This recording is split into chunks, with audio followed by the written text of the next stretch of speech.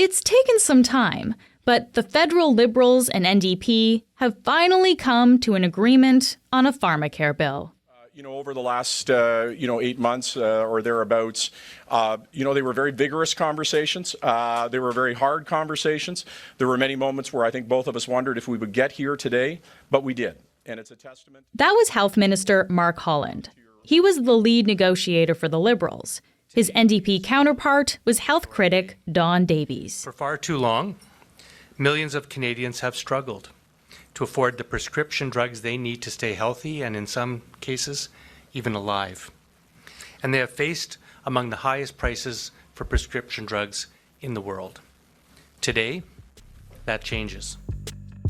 The Globe's senior political reporter, Marieke Walsh, is here to explain what exactly this new Pharmacare program delivers and at what price. I'm Marieke Walsh, and this is The Decibel from the Globe and Mail. Marieke, great to have you here. Thanks for taking the time. Hi, Marieke. Thanks so much for having me. So this deal around Pharmacare between the Liberals and the NDP, it's been in the works for some time now. But on Thursday last week, we actually got to see the legislation. So what exactly does the bill deliver? So in a way, it depends on who you ask. The NDP will say that this is sort of the first step towards a universal single-payer pharmacare system in Canada. But when you read the fine print in the bill and when you see what the government says about it, what the bill delivers is really sort of things to think about if a future pharmacare system were to be implemented in Canada. It talks about the principles, it talks about a single-payer system, but in no way does it guarantee its implementation. And in fact, it doesn't set any time frame for the implementation or funding of a universal pharmacare program. What it actually does is funds a program to fund two categories of drugs through the concept of a universal single-payer system. Okay, so that is a careful distinction, an important distinction that we want to make sure we have here. There is no universal single-payer pharmacare system that is coming to Canada through this bill. However, there is going to be that type of coverage for two categories of drugs that are very relevant to many people in Canada, and that the NDP are saying is sort of the proof point that single-payer universal pharmacare system could work in Canada if there's the political will to do it.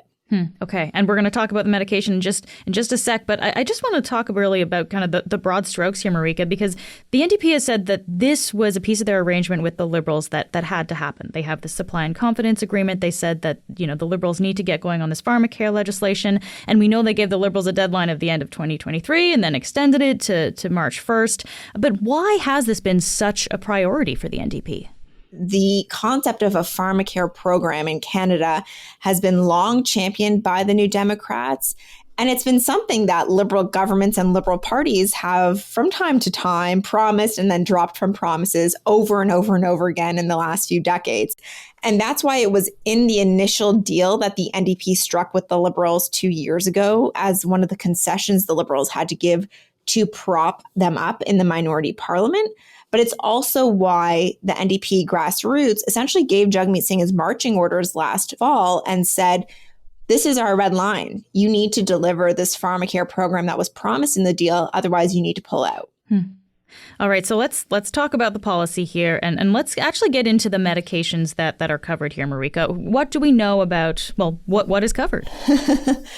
So all of this is still subject to negotiation with the provinces on what is actually implemented. Okay. This is something that's in provincial jurisdiction. So the federal government now needs to convince the provinces to get on board with this.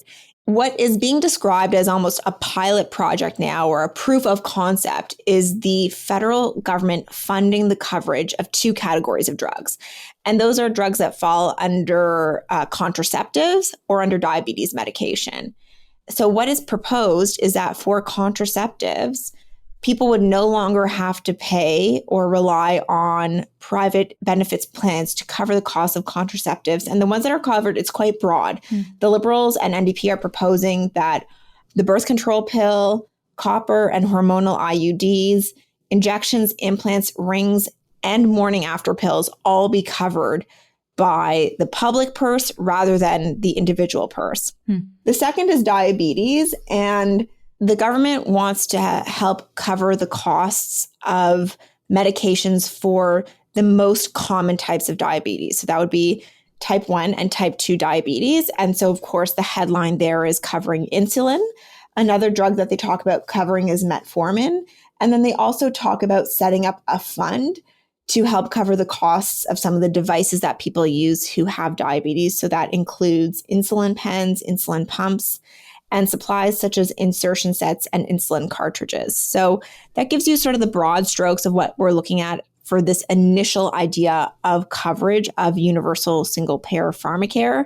Some people will be very happy because they fall into those categories, but this is not universal. It does not cover everybody who suffers from chronic disease or who relies on prescription medications. And that's why you can see that while it's not being sold as a pilot program, it is in some ways sort of a test run of a broader system that could come down the road, but is not being promised to come down the road. Yeah, okay. So it's very targeted, right? So it's covering the cost for contraception and for diabetes. But basically for people who this does apply to, this could be a real big change for them because the government is now going to be covering the cost of those medications.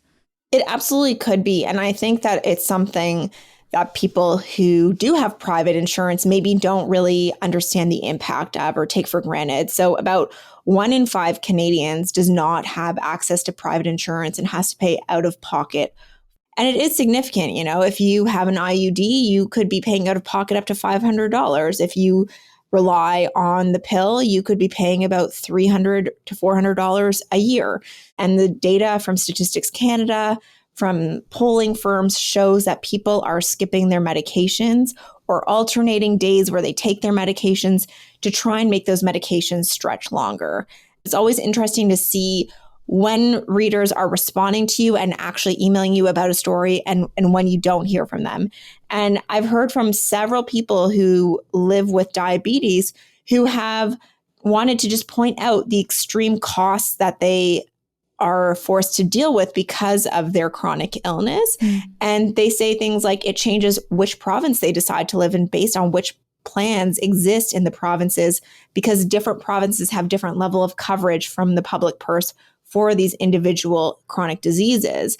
And it also determines what jobs they can accept, because they can't necessarily have the flexibility to accept a job that doesn't have private health insurance because they simply can't afford it. But I think there are still serious questions about implementation, how fast this will happen, how it actually rolls out compared to what is actually being promised. Because even the health minister last week really said, like, he doesn't even know yet how this will interact with the private healthcare plans that are already out there. So there is still a lot to figure out.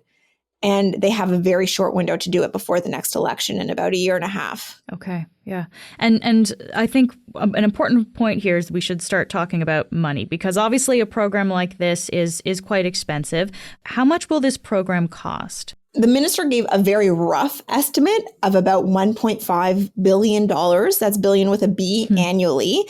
But he said that it's so early that they really don't actually, they were very hesitant to release the number because it could change. He said it could go left or it could go right. It's going to depend on which provinces actually play ball and take part. It's going to depend if the government ends up paying the same amount or the same share of cost to a province who opts out of the deal. So there is a lot of question marks around the federal costs, but also because there's already some provincial coverage for some groups of people, for example, younger people or people who are low income who don't have a private health insurance plan, or seniors, there is already this patchwork of coverage that is publicly funded through other governments that then needs to be sort of woven together with the federal coverage to figure out, you know, who pays for what share and how that all shakes out. Yeah.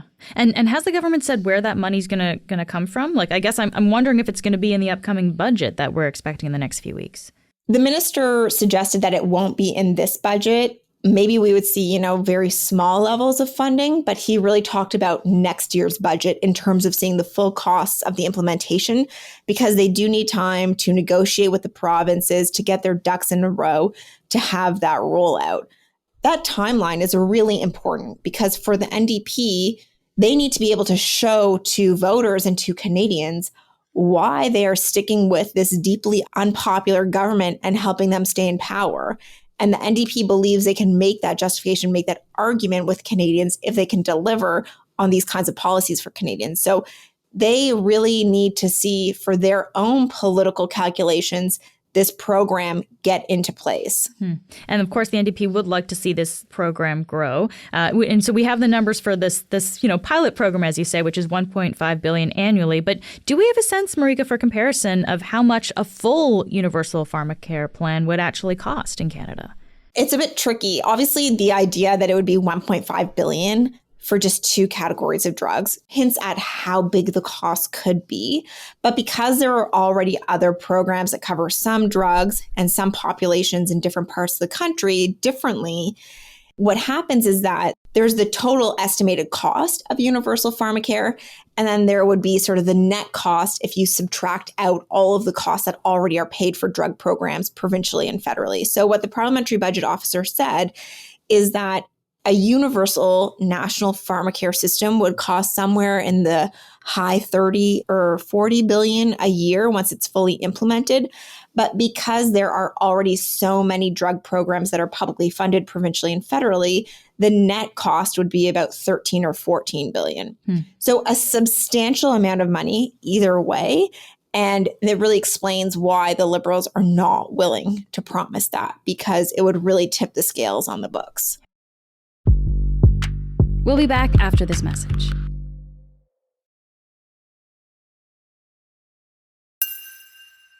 How does the government, justify this expense when there are other parts of the healthcare system that, really could use $1.5 billion each year, right? Like we've been talking about emergency rooms being overcrowded, long wait times for surgeries. Marieke, what's the rationale for spending this money on Pharmacare? So there's two rationales. One is politics and one is policy. And that critique has been something that Jagmeet Singh, the NDP leader, has frequently had to respond to. And essentially his rebuttal, and it's also included in sort of the briefing documents from the federal government, is that not taking medications also has a cost for the healthcare system. So for example, if you have untreated diabetes, you risk amputation, you risk blindness, and you risk going to the hospital very sick and relying on a much more sort of resource-intensive care from the healthcare system than you would have if you just had access to your insulin and other diabetes medication. And so the argument they're making is that by paying for medications, you're actually reducing the pressures in other parts of the healthcare system. You no longer need the surgical unit to do an amputation, plus all of the impacts on that person after that were to happen. Critics will say, it would be better to have sort of a fill-in-the-blank system where you're not trying to figure out changes in coverage for all of the people who already have private health plans, and instead you're focusing your efforts and your resources and therefore less money on the people who don't have the coverage.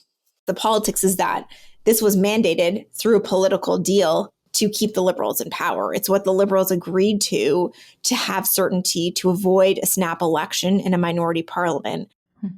So one of the things that makes a national Pharmacare program tricky is, of course, this is a healthcare program. And as you alluded to a little bit earlier, Marieke, healthcare is the domain of the provinces, right? So we have kind of a patchwork of systems really across the country dealing with this. So how is the federal government going to make this Pharmacare plan happen?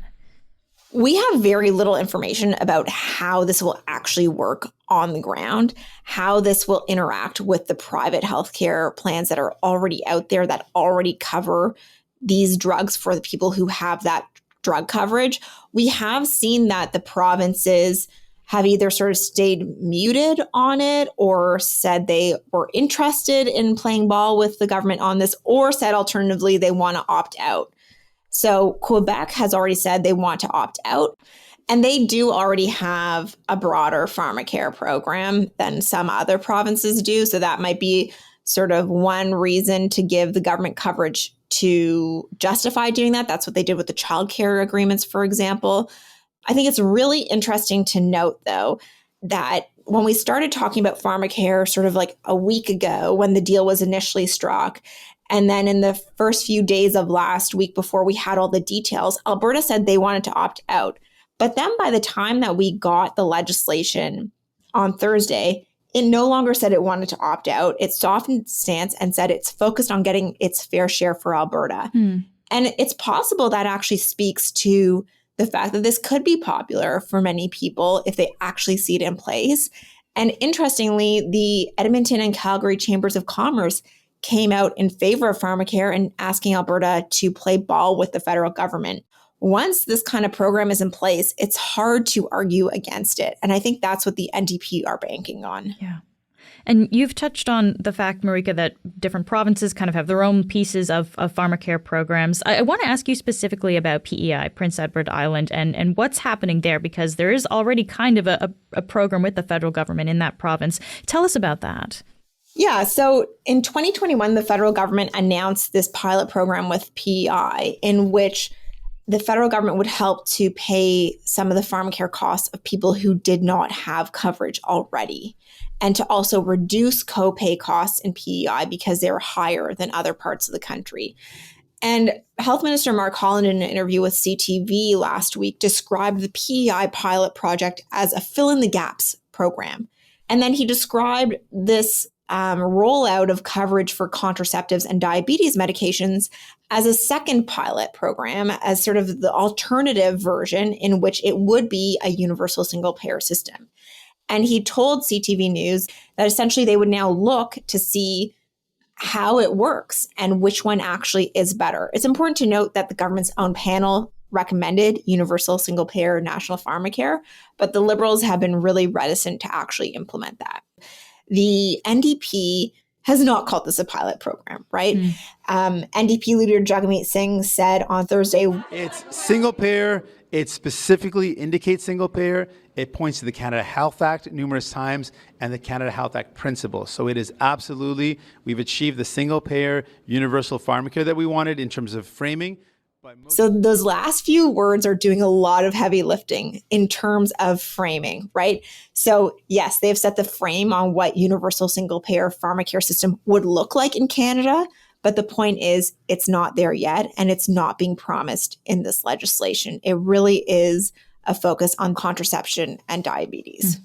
Okay, so the government is now going to have to go to the provinces and strike up individual deals with each province, just like they did with $10 a day childcare. But the childcare deals took some time, right, Marieke? Do we have any sense of when this program could be implemented? Mark Holland talked about the 2025-26 budget. So that would be not this budget, but next budget, where we would see the funding rolling out. And so that would be suggestion of when it would be implemented. They almost have to implement it by then because it's the last budget before an expected federal election. And for there to be any political payoff from this promise of pharmacare, they need to be able to show people that it's in place and that it's doing something for them. So they have about a year and a half before the next election. So Marieke, what are the next steps here then? So there's two tracks that will have to be implemented for this to actually happen. The first is that the legislation needs to pass the House of Commons. It's already quite delayed, and there's no exact timeline for when it will be passed, although some people have suggested by the end of the spring sitting. And once that legislation passes, it starts a few processes behind the scenes that would essentially get the civil service to have its ducks in a row if pharmacare were to ever be promised and implemented by a future government. So it would create a national formulary, and it would also strike a committee of experts to advise the government on next steps and how this program would actually work. And then sort of the rubber hitting the road and where Canadians will see the most impact is in the negotiations that have to happen between the federal government and the provinces. And then there's also the question of how the rollout of this drug coverage impacts private health insurance plans. And you said a formulary there, and that's basically looking at the list of the next set of medications that would be included in this plan. Yeah, if it were to ever happen. Exactly. Just lastly here, Marieke, there was a lot of talk last week about how historic this moment was. Today is truly a historic day. Aujourd'hui, comme j'ai déjà dit, c'est un jour vraiment historique. That's why our government took historic action on bulk purchasing. The melding of principle and pragmatism resulted in this historic day today. What is the significance of this piece of legislation? There's a few different ways you could look at the significance. From my vantage point as a political reporter, the first one is the bare knuckle politics of it. By striking this deal, the Liberals, who are deeply unpopular and marred in multiple controversies right now, can live to see another day in a minority parliament. And they are on track to have a very long minority parliament if this deal stays in place. And so the fact that the NDP and the Liberals found a compromise, the NDP, the win is that they actually have funded drug coverage that was not initially promised by the Liberals in their deal with NDP 2 years ago. So that's the win that the NDP will point to. And for the Liberals, it's really the fact that they didn't actually implement national universal pharmacare. So the impact of this promise on the federal books is much less down the road than it could have been. And they have the certainty and stability in a minority parliament that most other parties who are governing a minority government don't get to enjoy.